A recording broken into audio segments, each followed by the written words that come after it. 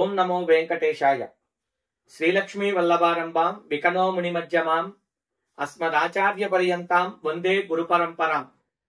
అఖిలాండ కోటి బ్రహ్మాండ నాయకుడైనటువంటి శ్రీనివాస స్వామి వారి యొక్క అనుగ్రహంతో ముందుకు వెళుతున్నట్టు శ్రీవారి వైఖానస వైభవం ఛానల్ని వీక్షిస్తున్నటువంటి ప్రేక్షకులందరికీ, ఆదరిస్తున్నటువంటి ప్రేక్షకులందరికీ కూడా నా హృదయపూర్వక నమస్కారాలు తెలియజేసుకుంటూ, మనం సప్తగిరుల గురించి తెలుసుకుంటూ ఉన్నాం కదండి.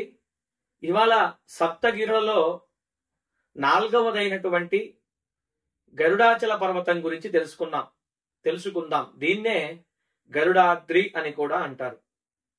ఈ గరుడాచల పర్వతం వెనుక ఉన్నటువంటి కథనం ఏమిటి? గరుడాద్రి అనే పేరు ఎలా వచ్చింది? ఈ గరుడాద్రి నామస్మరణ చేయడం ద్వారా ఎటువంటి ఫలితాలు కలుగుతాయి? ఇవన్నీ కూడా ఇవాళ వీడియోలో మనం తెలుసుకుందాం.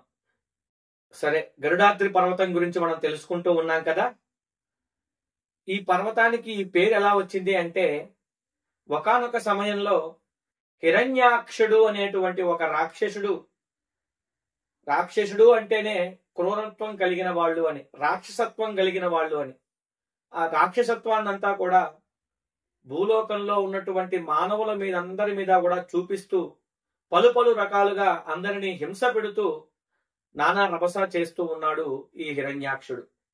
అది చూసినటువంటి మానవులందరూ కూడా వెంకటపతి దగ్గరకు వెళ్లి పరిపరి విధములా వేడుకున్నారట. స్వామి, హిరణ్యాక్షుడి నుంచి మమ్మల్ని రక్షింపవయ్యా అని వేడుకున్నారట.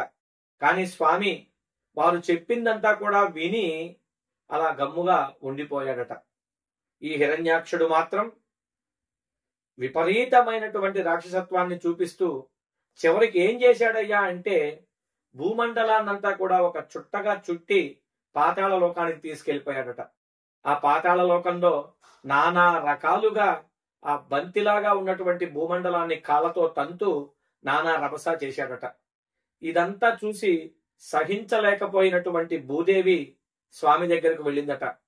స్వామిని పలు రకాల స్తోత్రములు జరిపిందట. స్వామి, నీవు నన్ను కాపాడు, నీ ఒక్కడవే హిరణ్యాక్షుని యొక్క ఆగడాల నుంచి మమ్మల్ని అందరినీ ఉద్ధరించగలవాడువు నీవే అని వేడుకున్నదట. స్వామి కూడా వెంటనే హిరణ్యాక్షుడి ఆగడాలు మితిమీరిపోకుండా ఆది వరాహ రూపం, శ్వేత వరాహ రూపంలో అవతరించారట. అవతరించి ఆ పాతాళ లోకానికి వెళ్లి పదునైనటువంటి దంతాలతో ఆ హిరణ్యాక్షుణ్ణి వధించి, అదే పదునైనటువంటి కోరలతో ఆ భూమిని పాతాళ లోకం నుంచి పైకి తీసుకొచ్చి ఉద్ధరించారట. ఈ భూమండలాన్నంతా కూడా రక్షించారట. వెంటనే ఆ రక్షించిన వెంటనే అక్కడ ఉన్నటువంటి దేవతలు, కిన్నెరలు, కింపురుషులు, ఋషులు, మునులు అందరూ కూడా పలు రకాలుగా స్వామికి ప్రార్థనలన్నీ కూడా చేశారట.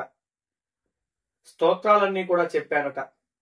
వెంటనే వారంతా కూడా స్వామికి ఒక విన్నపాన్ని విన్నవించారట. స్వామి, ఏ రూపంలో అయితే నీవు భూమిని ఉద్ధరించావో అదే రూపంలో ఇక్కడ నీవు ఉండు అని వేడుకున్నారట. వారందరి కోరిక మేరకు ఆ ఆదివరాహ రూపంలో ఉన్నటువంటి స్వామి గరుత్మంతుడిని పిలిచి వైకుంఠానికి వెళ్లి అక్కడ లక్ష్మీదేవితో నేను క్రీడించేటువంటి క్రీడాద్రి పర్వతాన్ని ఆ దాని మీద ఉన్నటువంటి సరస్సుతో కూడా కలిపి తీసుకురమ్మని చెప్పాడట. వెంటనే గరుత్మంతుడు నేరుగా వైకుంఠానికి వెళ్లి బంగారు వర్ణంతో అలరారుతున్నటువంటి ఆ క్రీడాద్రి పర్వతాన్ని చూసి మహదానంద భరితుడైనాడట ఆ గరుత్మంతుడు. వెంటనే ఆ క్రీడాద్రి పర్వతంతో ఉన్నటువంటి ఆ సరస్సును కూడా తీసుకుని ఈ క్షేత్రానికి వచ్చి ఇక్కడ పెట్టారట. అలా పెట్టినటువంటి ఆ పర్వతమే గరుత్మంతుని చేత తీసుకొచ్చి పెట్టబడింది కాబట్టి గరుడాద్రి పర్వతంగా పేరు పొంది ప్రసిద్ధి గావించిందట ఆ 4వ పర్వతమైనటువంటి గరుడాద్రి పర్వతం. ఇంతటి విశేషమైనటువంటి కథనాలను మన సప్తగిరుల పర్వతాలకి ఉండడం, అవి మనం తెలుసుకోవడం పూర్వజన్మలో మనం చేసుకున్నటువంటి పుణ్యం. ఈసారికి తిరుమలకు మనం వస్తే తప్పకుండా స్వామి నామంతో పాటు సప్తగిరుల యొక్క నామాలను కూడా మనం చెప్పుకుంటూ గరుడాద్రి నివాస గోవింద, గరుడాచలపతి గోవింద అంటూ ఆ గరుత్మంతుని యొక్క పేరుతో ఉన్నటువంటి ఆ పర్వతం యొక్క అనుగ్రహాన్ని కూడా మనం పొందుతూ ఆ గరుడాద్రి పర్వతాన్ని స్మరించడం ద్వారా శేష సంబంధమైనటువంటి దోషాలన్నీ కూడా పోగొట్టుకుంటూ అంచెమున కైవల్యాన్ని పొందుతూ స్వామికి పరిపరి విధముల నమస్కారాలు తెలియజేసుకుందాం. సర్వే జనా సుఖినో భవంతు. స్వస్తి.